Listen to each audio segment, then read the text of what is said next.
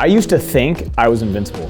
In high school, I used to eat like a pack of zebra cakes and drink a couple Mountain Dews right before a track meet. When we first started building our skate park, we were literally drinking 300 cans of Red Bull a month just to stay awake at night so we could build the skate park. When I first started my speaking career and traveling and doing events, I said yes to everything. I never took a day off. I never said no to anything. It didn't matter how crazy the travel was. It didn't matter how far I had to go. I said yes to absolutely everything. It wasn't until I literally physically broke until I realized I needed to start to have balance in my life. My back once just completely went out. I woke up, it was like I couldn't walk, I couldn't put on my shoes, I could barely get in and out of the car, I could barely get in and out of my airplane seat to make it to the next event to go speak and then fly home.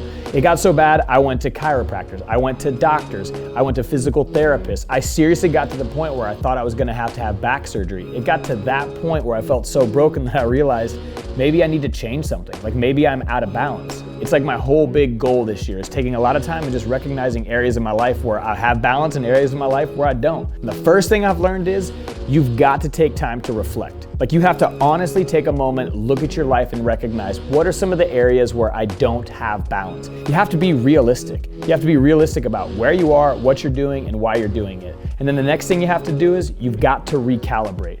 And what I mean by that is you've got to reflect, you've got to come up with a new realistic plan, you've got to recalibrate what's true for you, and then you've got to go do something about it. You've got to literally pivot your efforts, recalibrate, and then move forward. But when you move forward, you have to do it with quality.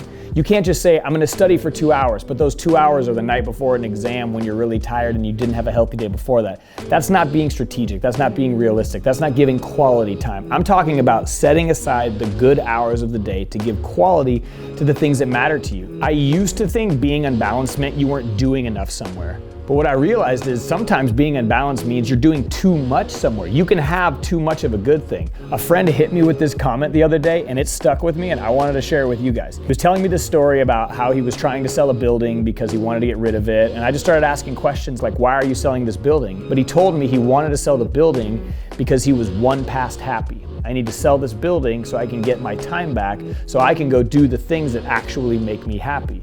And when he said this to me and I realized I was one past happy, I took some time. I honestly sat and I reflected and thought about the areas of my life. Where am I past happy? Where am I unbalanced? And then I was realistic about it. What can I change? What can I change right now? What can I fix to start to make it better? And then I recalibrated and I started putting legitimate quality time into the things that I knew were gonna make me more balanced. Listen, if I were you, I would take this conversation about balance serious when you're young. Because if you don't, you're for sure gonna take it serious when something's broken.